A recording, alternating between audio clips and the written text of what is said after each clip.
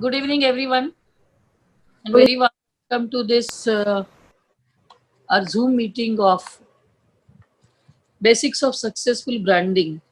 Very warm welcome to our today's speaker, Miss Nandita Khaire. Welcome, Nandita. Thank you. She is branding and marketing strategy consultant, and she is one of the first lady entrepreneur to start advertising agency in Pune. She is one of the lady entrepreneurs from our group, so we know her very well. Her special interest is in providing branding and marketing services to startups. I know that she has mentored 2, 3 of them, which I know. There must be more than that. Nandita, I request you today that you can take bilingual, like Marathi also for some time. You can tell some stories. And it's over to you now. Thank you so much. Thank you to all participants as well. And we'll start the session now. Thank you. Thank you, Anuja, very much for the opportunity. And I love to talk about branding. And all right, good afternoon, everybody. And welcome to this particular webinar on branding basics. It's a very, very interesting thread of history. When I began as an entrepreneur, and like Anuja said, I was one of the very first few early entrepreneurs, lady entrepreneurs who started an ad agency in, which was in the early 80s, mid 80s. And, the computers and all that things were just coming in and so on and so forth. And at that time, I used to go and meet clients and I used to talk to them about branding. And all the clients used to just look at me and say, we don't have the money. We think we don't know what is branding, etc., etc. You can imagine what kind of mindset it was in those days.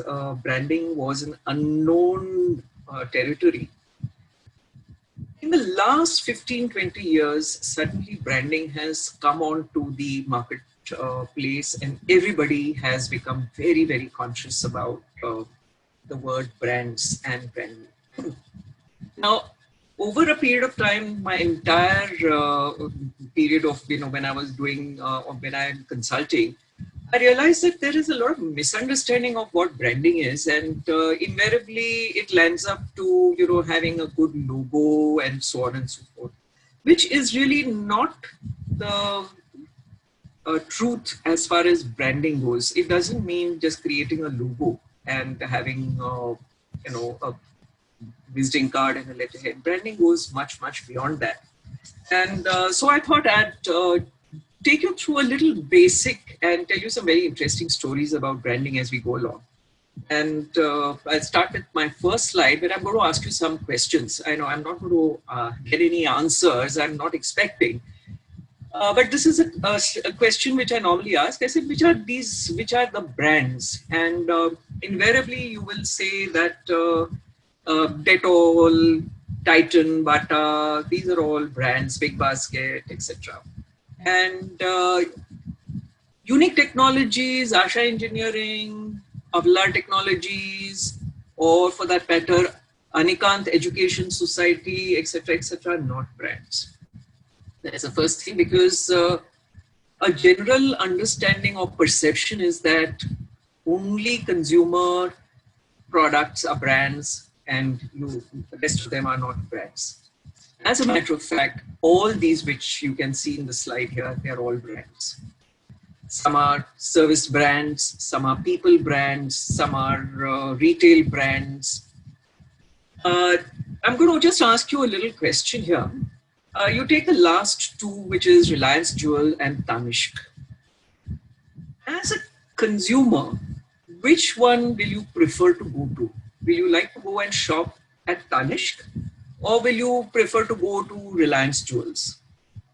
I ask this question to a lot of my, wherever I give a talk, and invariably the answer is Tanishq. Do you feel like going into Reliance Jewels? No. That name doesn't inspire, you don't feel like it. You say, what, Reliance Jewels? Whereas with Tanishq, you have a completely different response. You don't mind going at all into a Tanishq store, but you'll definitely not. Whereas whatever Tanishq has and Reliance Jewel has, perhaps it's the same thing. Gold doesn't change anywhere except perhaps maybe the designs and so on and so forth. However, so coming back to it, so these are all brands which you see, whether it is Taj Mahal, which is not the tea, it is the monument, Make in India, which is an initiative by the current Modi government, Indian National Congress, that is also a brand which comes into the, let's say, comes into politics, etc., etc. So these are all brands.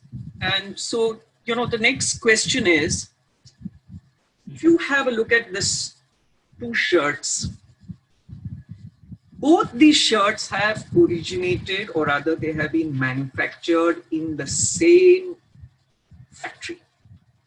The factory is somewhere in Bangladesh. One has a label called Color Plus and one has a label called Grace. Everything is identical, nothing is different, except maybe the colors and the stripes, but the quality of cotton, the quality of stitching. One Grace, you will find it, which is on the fashion street, maybe on the pavement outside, and Color Plus is, of course, you'll find it in the store. Which of them are you going to prefer? Everybody will, of course, vouch for Color Plus. Why is that so? Simply because Color Plus is a brand and Craze is not a brand. Now, both these companies, Color Plus brand is owned by Raymond's and Craze is also owned by XYZ. Both the companies are doing fairly well in the marketplace and so on and so forth. But one company made an effort to create a brand called Color Plus. The other company said, we are not going to do any branding. We are just going to produce these and we are going to export. And we don't need to build a brand. Now, this is typically a mindset where one company takes on and looks at it as building a brand and building an equity. When I say equity, it means building a strong goodwill, whereas the other is not doing any brand building at all. So the next question you're going to ask then, what is a brand? So when you look at all these various names behind 7-Up, etc., etc., these are all brands, no doubt, consumer brands. Now, what I'm going to do is I'm just going to let you into a little bit of, a basic understanding, which is what really is a brand, so that when you apply all this into your own businesses, I'm sure you're all entrepreneurs, and when you apply to your business, you are on the right track. It's a very simple formula. On the one side, you have a product, and on the other side, you have a brand. So normally the product is something which is extremely tangible. It's like you don't ask for coffee, you ask for Nescafe, you ask for the brand. You don't say, I want a car, you say, I want a Alto or a Mercedes or a BMW. That's how we choose today. At a very basic level, they are all products, which is tangible. So now coming to the next slide. If you see on the left-hand side, these are all what are called tangible product components. So let's say you have a product, it has a color, it has a shape, it has a size, it has a certain kind of a look, it has a certain kind of a feel, etc., etc. That is all called the product components, and that is what companies manufacture. It comes out of a manufacturing, let's say a factory. Branding happens after the manufacturing. Branding is all those intangibles which are put into along with the product. So as you can see, it is about giving the product a very good name. It is about an emotion. And if you see, these are all created by the marketeer. Products are manufactured, whereas brands are created, it is intangible. So you'll have all these sort of things, it's all a question of certain kind of values, certain kind of emotions, etc., etc. So this is what really makes up brands, when the product component and the perceptual component comes together. And if you see here, Nescafe is an example. So you take any brand today, it is a mix of two. So that is the very basic formula of what a brand is all about. So just keep in mind, so you have your product component and you have perceptual component. Now a little bit on this, let's say you have a factory and you are coming out with various products. The products are excellent, they have very good quality, you have a great lineup of customers who are buying them. You have not really bothered to think about a name. And here I specifically address B2B because invariably it is about the challenge of branding is largely lies with B2B. With B2C, it is very easy. It is one of the easiest things because B2C will not survive without branding. So those any of you entrepreneurs who are into retailing, who are into B2C products, whether it is food, whether it is any sort of a service, will have to brand. Because with B2B, there is always this question mark whether we require branding. And you see, that's where comes in the what you call dilemma. So when your product is coming out of the factory, you need to give it some kind of a name. And invariably, if it is a B2B, you will think of some kind of a name, like you'll give it an alphanumeric name, you'll give it some sort of number, etc., to serve your own purpose within for your processes within your within the manufacturing plant. And what happens is that the most important part of it, which is branding, is left aside. Now, a very good example of it is Kirloskar's. The company that comes out with all their inverters and all, they call it by a certain name. They give it a name. It's not called a Kirloskar. They give it, they have a inverter where they call it something like a with chili or something of that sort. Anyway, sorry. What I'm trying to say is that branding does not just lie in the realm of B2C. It is very much B2B. So now coming to the next slide is, if you have a look at, here is a product which comes out of the factory. It's a car. So it's a product, it's a car.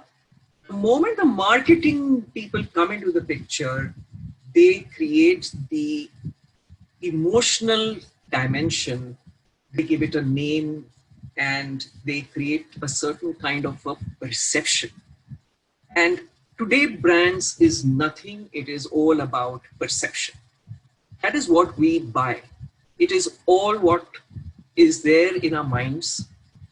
We don't buy really a product today, we are buying brands. And if we were buying only products, why should you then make a choice of whether you want to buy this soap or that soap or this car or that car? You will buy a four-wheeler. And that four-wheeler could be an Alto, because then it becomes a very functional sort of a purchase, It doesn't become a purchase driven by a brand. And that's why brands are all which are created in the mind, and it is created by marketeers.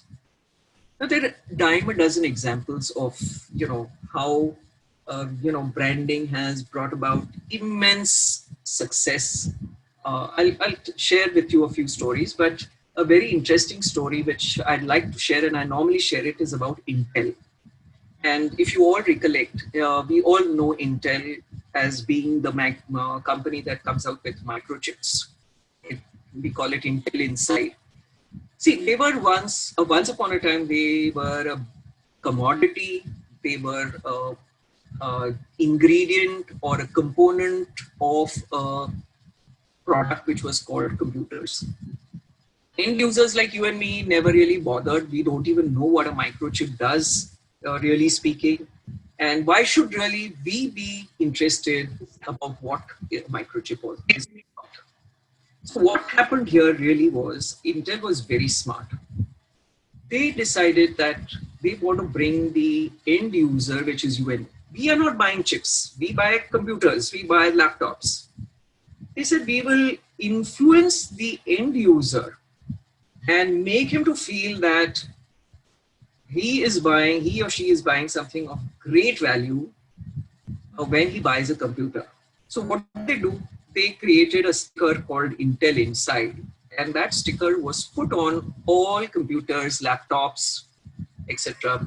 This was an example of what they call cooperative branding, cooperative marketing, and it was a win-win situation. And Intel overnight became a very valuable brand. And what happened to the end user? End user was absolutely, bedazzled by that Intel Inside sticker. He thought it meant some, very fantastic technology which is there, etc., etc. Look at the clever marketing that Intel did. All that it did was to create that Intel Inside logo and put a sticker and and they made deals with Compaq, and IBM said that if you put our sticker on your computers, we will, share some what you call publicity charges, etc., etc. And overnight, they became a very, very, very well-known brand. They overtook their competitors, which was a company called AMD, Advanced Micro Devices. And they became the market leaders. And of course, today, we have got so used to seeing that sticker that if we don't find that sticker on our laptops, we feel that something is wrong. So this is an example of very, very smart marketing because of branding. And all OEMs can do a similar sort of thing. It does not mean that branding is only to do with, B2C products. Branding should be done, as a matter of fact, by every entrepreneur. Whether if he starts a business, he has to be in the business of creating brands. So now coming to my next slide is to just give you an idea, like in the first slide, I asked you that, is Amitabh Bachchan a brand? Well, yes, they are all people brands. So you have product brands, which are products like your consumer products, which we consume, cars, breakfast, personal care products, soap, etc. Then you have service brands. Then you have what are known as corporate brands. Now, typically a corporate brand is when a company is branded. Now, Unilever, if you see, has got so many brands within which they own. Lux, Sunsilk, Dove. These are all their brands, they're all B2C brands, whereas Unilever is a corporate brand. Now, this is where a certain amount of distinction has to be done, and companies must make an effort that there have to be company branding as well as a product branding. Now, sometimes maybe the company name itself gets transferred onto the product name. That's fine. It's like Amul, or not Amul, I would say Chitares. So you have the Chitare, which is the company, and we know them as Chitares, whereas all their products are called by Chitare, Shrikhand, Chitare, so-and-so, etc. So that's where the company name or the gets transferred onto the product, and all the brands, and it's a common brand which is across all various product categories. So whether it is in milk, or whether it is in cheese, or whether it's an ice cream, it all carries the Chitare name. Then you have event brands. Then you have destination brands. There's a very, very interesting story of how Incredible India was launched by the government way back in 2002.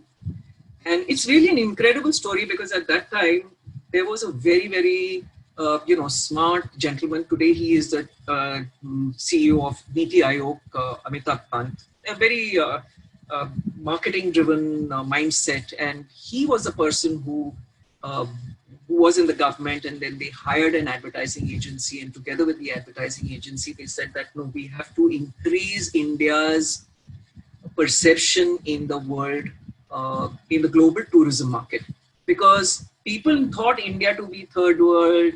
They believed India to be, the standard Maharajas and elephants and Indian rope trick and snakes and so on and so forth. So that was what people had in mind. And they said, no, we must change this image and we must drive in, the high value tourists who come in, who are basically spending a lot of money. We don't want backpackers and, the ragtag who come hardly spend any money. And, we don't want that kind of a tourist. We want the rich tourist. And the rich tourists would come in only if they saw value. So this Incredible India campaign that was launched was amazing because it branded India as a very unusual destination.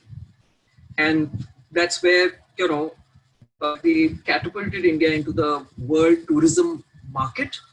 And it was listed as one of the, the best marketing campaigns done by any company, I would say any government, any state, or any municipal corporation.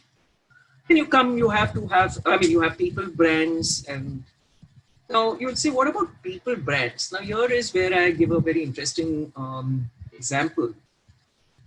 Suppose say you come across a favorite star of yours, and just generally on a day-to-day basis, you meet him in, let's say, maybe in a mall. And you'd say, oh my God, he looks so different. He looks different on screen and he looks different in real life. So what we see on screen is the brand. And what he actually is the product, very frankly speaking. So we are always exposed to the brand.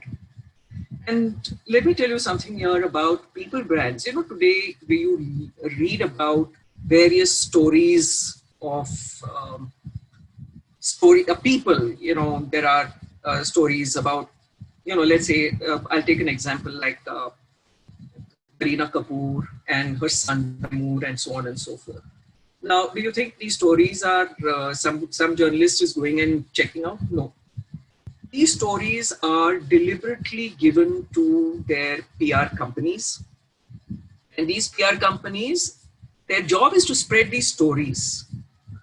What Taimur ate today, or what Kareena wore today, or whether, she is doing some jhadu pocha during COVID, etc. This is all done by the PR agencies on instructions, because they have a tie-up with, they have a deal with the celebrity, saying that you have to manage our reputation for the next 1 year. And so they have to create stories on a regular basis to keep them in visibility so that they can command their value. It's as simple as that. So, in marketing, they say out of sight means out of mind. And this is precisely it. Therefore, all these celebrities have to be visible. And one of the ways to do it is to create all these stories. This is marketing. Then you have, of course, retail brands like the malls that we visit, the theaters that we visit, because, general assumption is that these are not brands. Yes, they are very much brands. So just giving you an idea about the various brands so that it becomes easy for, putting it into context. And now let me come to the very, very basic, what does a brand consist of? And I would suggest that I think Anuja will be sharing these slides with you, but those who are interested in, doing their branding for their own companies, for their own businesses, etc., this particular slide will help you a hell of a lot. There are 4 parts to it. One, typically a brand, there's a brand strategist who is working on it. So, for example, somebody comes to me and says that we want to now, we want to launch a new product in the market, and will you help me to brand it? So what do? I take this framework and I start working on it. So the first is what we call positioning. Then comes the visual dimension. The third is the verbal dimension. And fourth is the experiential dimension. And I'll take you through all these properly. So let's look at the first one, which is known as the positioning. Now, if you look at this slide, the top part of the slide, which are 3 soaps, you can't make out anything, no? They have no name, they have nothing. It is just a commodity. There is no feeling you have. Again, you may not even buy it because does not even have a name, so you don't know. Unless, of course, if you have made it at home, then of course. But I'm talking about in the marketplace. Let's look at Santoor. What is Santoor? We know it as a soap that gives you a younger looking skin. What does Lux do? Lux creates inner beauty like the film stars. What does Dettol do? It is an anti-germs, antibacterial. So, they have that shield also in their logo. Or, if you see that green thing there. And of course, Dove, you'll say it's a moisturizing cream. All these 4 soaps at a physical level are all the same. Now, do you think that there is cream in Dove? No way, there's no cream. But it has been positioned in our minds that it is cream. And why does it convince us? It is because of the shape, the beautiful Dove which is there, the colors, generally. And then we keep on seeing their ads also. And we are convinced that that is the soap for us if we have a dry skin. Now, as far as Santoor is concerned, the same thing. Now, if you, interestingly, Santoor, when it was launched many, many years ago, it is from Wipro. They were in competition with Mysore Sandal. And what really happened was they were looking at the South markets because of the, composition of sandalwood and turmeric. So Santoor name comes from sandalwood and turmeric. So this soap was in direct competition with Mysore Sandal from in Karnataka. And, they found that they were not really getting a good traction in the markets. Something was lacking. So they hired an advertising agency, and the advertising agency told them that forget about concentrating on your ingredients like turmeric and sandalwood, because that is not going to become a real differentiator. Go in for some emotion. And that is where they came up with saying that the benefit of sandalwood and turmeric on the skin is about your skin starts looking fresh. So, the agency suggested, why don't you call it, position it as a soap that gives you a young look. And that's why today you see their advertising is only about, young looking lady. And, the ads have been going on now for the last so many years. So that is what is called positioning, which is at the core of the brand. And it is again created. Soap is manufactured in the factories, but this other aspect of it, which is the perception, that is created by brand strategists and marketeers. Similarly, Dettol. Now, Dettol, that soap cannot be any different from Santoor in its chemical composition. But what they said that we cannot sell it without the smell which Dettol has, that fragrance that Dettol has. And by calling it Dettol, only then will people be convinced. So therefore we buy it thinking that it is going to be really, truly anti-germs, etc. However, let me tell you, all soaps at a physical level are the same. Branding is all about that emotional dimension, which is, brought in. So first step is about positioning, very often for B2C, for B2B as well. And for companies, it's about creating a set of values, core values, which I'll come to. So now if you look at this, this is about corporate branding for companies. Now, companies can't talk about emotion. They can talk about certain kind of, let's say, values, which they are very good at, which is about, being number one, leadership, innovation, and so on and so forth. And moment the companies become bigger and bigger, they start using more and more values of a higher order. For example, GE today talks about imagination at work. When GE started, they didn't say imagination at work. People wouldn't have known about it. Today, they say imagination at work because they have grown in stature.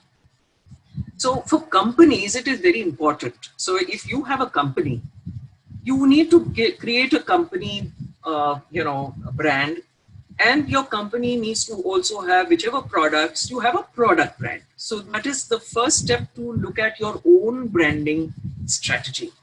So this is about company branding, where you have things you can't now talk about, younger looking skin or freshness and all that in corporate branding. This is called corporate branding when we're talking about companies. So here it is all about leadership and so on and so forth. So this is about positioning. Now coming to the next part of it, which is the look. Now I would suggest you'll all have a look at these logos. And are any of these logos inspiring any kind of, credibility in you? Any kind of an, that you know it, or it does it look good? All of y'all will say no, nothing. They're not communicating anything, isn't it? So this is where, a lot of companies, they go wrong when they do not look at their own corporate brand. And therefore, my recommendation is always look at your company brand. So now let's look at some of these. So you have a mix of both product brands and company brands, event brands, Aadhaar. See the look, this is called the visual identity, or what we see. Very, very important. Any logo is very important because that is what we see. And that is one part of branding. It is not the entire story. So the moment we see that, we identify it as Aadhaar. When we see the Starbucks logo, we know it is Starbucks, etc. So you'll find that there is a very distinct visual identity which has been created. So visual identity consists of all these little, graphics, the typography or the fonts that have been used, the colors that have been used, etc., which is done by a specialist. They're normally graphic designers, etc. And every company goes through an evolution of their logos. So I'd like to share with you, some very interesting. Now, if you look at this, Google, there's a very interesting story of how they started. First and foremost, they were not called Google. They had a name called Backrub. And Backrub was about, the name came about because it was about searching the web through backlinks. And therefore they called it Backrub. And then Backrub was not working out in terms of the name. And, when they had to go and raise money, they were told that Backrub might not be a great name. So they said, okay, we will change it to Google. Somewhere down the line, Google got interpreted as Google. And, there is a story, I don't know whether it is true, but this is what it is, that when the first check came to them, from one of the venture capitalists, that person wrote their Google instead of Google. Now, Google is the world's biggest number or whatever it is. So that was what the original name was, but here then. And if you see the logo of Google initially, so I've actually shown you how their web page looked, And if you see on the right-hand side, you will see the entire evolution of their logo. So what it was in 1997. Now, Google is not a very ancient company. They began like any new entrepreneur, except that their marketing was very good, and so was their branding. So the moment they started, they said that, okay, once we've got money, once we're going to go into, you start finding customers, we need to start branding. And one is about, of course, the positioning, and second is also about the visual look. So this is the way it has evolved. And today you will find the Google, which is the logo, which is right down below, how it has undergone a change. And of course, it's not going to stop here. It's going to carry on.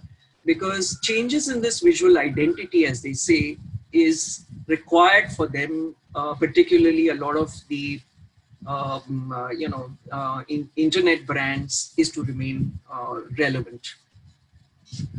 So the visual articulation is, then when you have developed the website, when you have developed the logo and all that, then, it should be applied here. Here is a list of all the things, like, for example, your website should look good. It should convey what your positioning is, what your, the logo colors, then your signages, all the marketing material, because that is all what people are going to see. And that's why I called it visual articulation, because that is what we see and we form perceptions and ideas in our minds. So whatever presentation, display boards, stationery, uniforms, vehicles, packaging, cups, mugs, whatever, merchandising material, etc., etc. So this is where, normally it is a list of things which the graphic designer or the graphic design company will do it. And I'll just give you an example of it. So if you see here, this is how the identity is applied. This is corporate identity, branding. So everything, right from your brochures, your CDs, your brochure, these things, your screensaver, cups, newsletters, catalogs, folders, all of them are then branded. So this is a little bit about the visual articulation. All right, now coming back, Anuja, I must remember to talk in Marathi. I completely forgot. All right. Now, here we come to the fact of a verbal identity. Manjay, how does the brand talk? What is the tagline? What is the name? So on and so forth.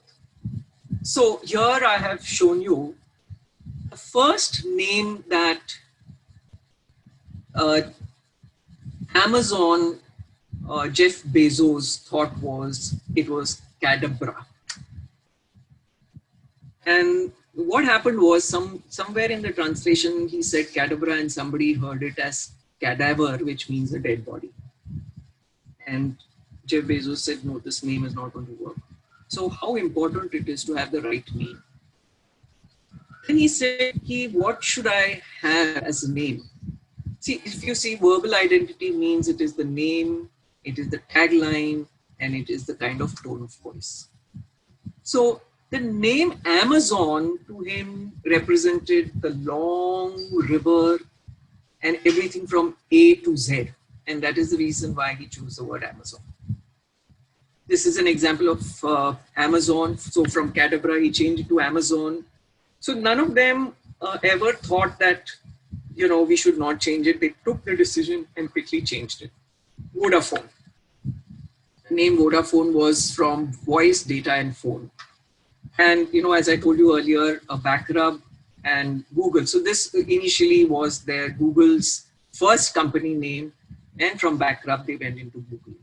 And about Nike, Nike means the Greek goddess of victory. And the victory is all about winning. And the company said that the shoes are meant for winners, those who run. And this is all for American markets, or rather international markets. I'm not talking about India. When they first launched it in the US. So it was all about the American marketplace. So people knew, and their Nike was worn only for running and athletics. It was not for, just casual wear. Like we in India, we wear even to go for a, go to office and all. No. So there it was only, and it was all about winning. So they decided that the name Nike, and even if you see the look, that logo, it's all about swoosh, which is about movement. And that is the way in which today, of course, Nike does not use the word, their brand name. They just use that symbol because everybody knows. And, sometimes I've heard of people saying, oh, we'll also stop using the name. We'll also put the symbol. No, please don't do that. We have not come to that iconic status where, we can drop the name. We have to have the name. Name is very, very important. As a matter of fact, new companies, startups, everybody should have the name very, very bold. Symbol can go small because today it's very important to establish the name of the company. And now coming to the tagline. So now a tagline, very, very important, is what comes below. And also I'd like to give you another story about name. Many years ago, I'm talking maybe about, it must have been 100 years back. New Zealand was produced this fruit called kiwi fruit, right? Now, it was not called kiwi fruit. And this is where I also advise certain companies, it is very necessary to change the name if your name doesn't seem to be working. I'll give you an example. Kiwi fruit was the generic name is called Chinese gooseberry. So when they decided to export it to the US, the US importers said that one is the name is not at all attractive, and also another thing is that it is causing a lot of problems because we have a lot of tariff. So they decided that let's change the name from Chinese gooseberry, and we will call it kiwi. And why kiwi? Because kiwi was a little animal from New Zealand. It's a furry animal, and therefore they called it kiwi. So the name change happened. They changed the name, and kiwi fruit just took off, and the demand was very, very much. So here it was not about the fruit not being liked or anything like that. It was the name. Chinese gooseberry is not at all appealing, whereas kiwi fruit is appealing. Similarly, there's another product, not a product, but there is another fish which is called the Patagonian toothfish. Nobody likes that name, so they changed it and they called it Chilean sea bass. Today, it's a premium product in the US, in the international markets. So naming becomes important, and also what you write below the name, your logo. For example, now Surf Excel says Daag Achhe Hai, so it's communicating something. Thumbs up, taste thunder. Now, this is not only restricted to B2C brands, but also companies. So if you see Apple, right from the beginning, it says think different. Britannia says eat healthy, think better.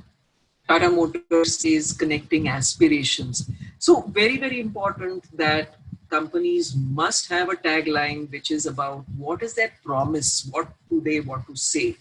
And don't go into something which is very esoteric because it does not help. People will not understand anything which is, not understood. Keep it simple, keep it very, very understandable.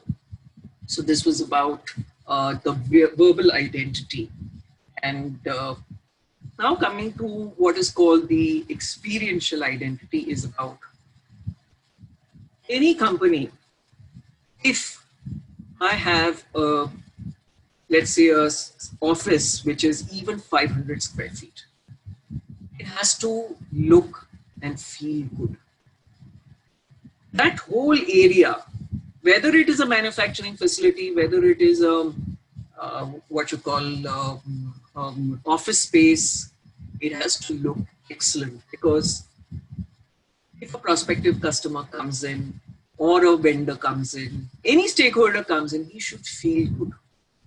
And today, every company is creating what are known as experience centers. So, this picture that you can see is about an experience center created by Accenture.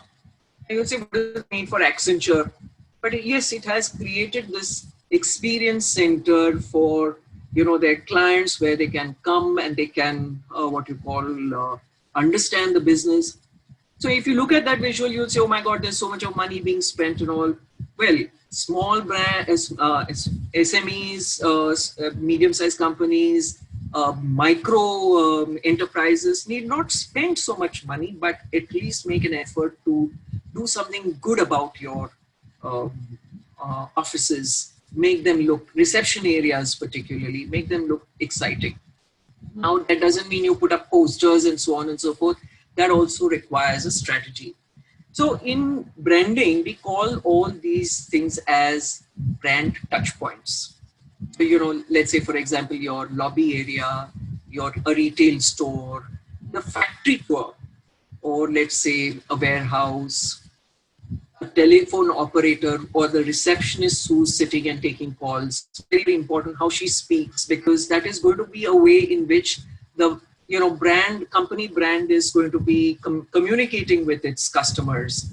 And we all know that we like a very pleasant dialogue. We don't like to hear unpleasant, and we get irritated. So it's a lot of companies spend a lot of money into training their doing a lot of training programs for their frontline staff, or what they call the brand touch points.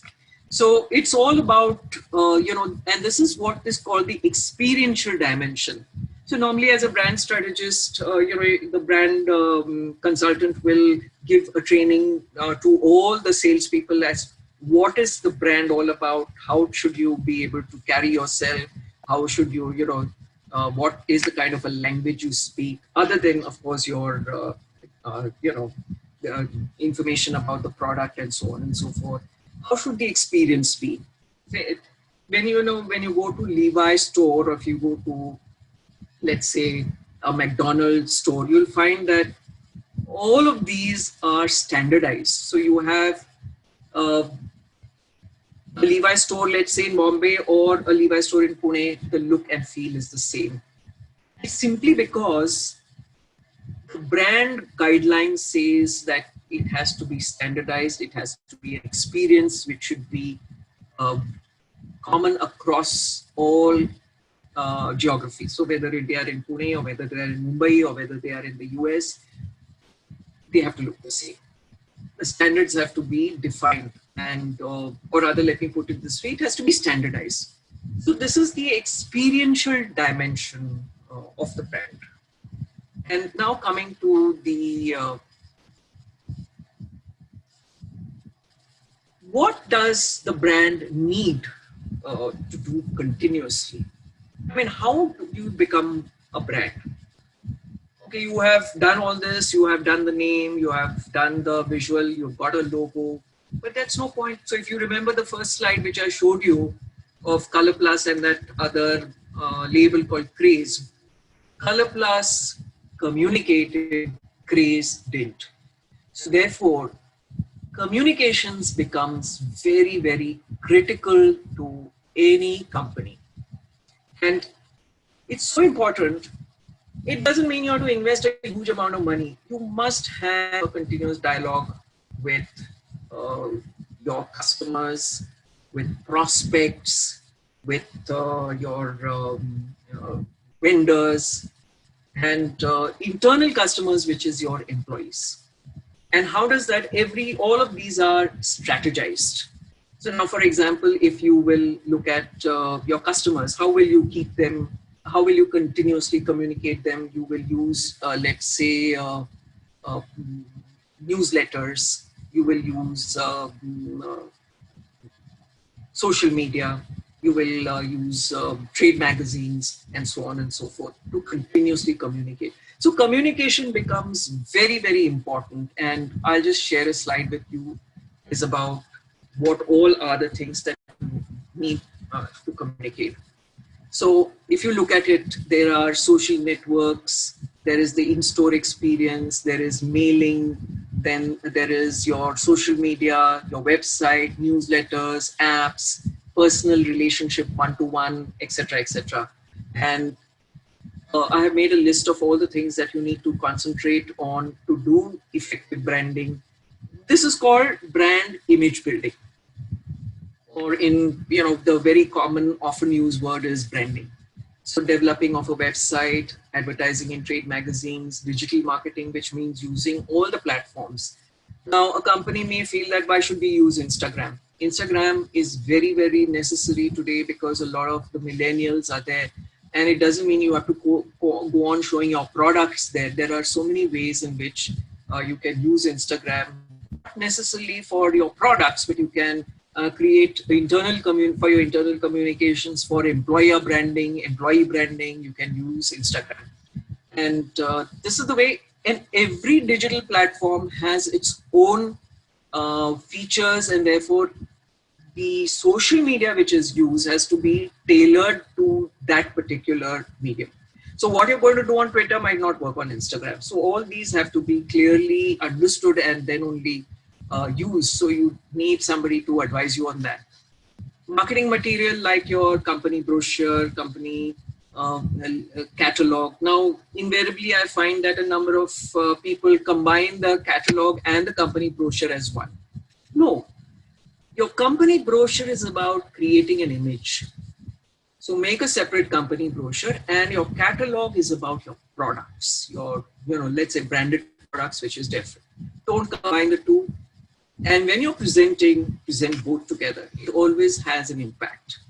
And participating in exhibitions and trade shows, which I'm sure a lot of y'all must be doing. Packaging is very, very critical.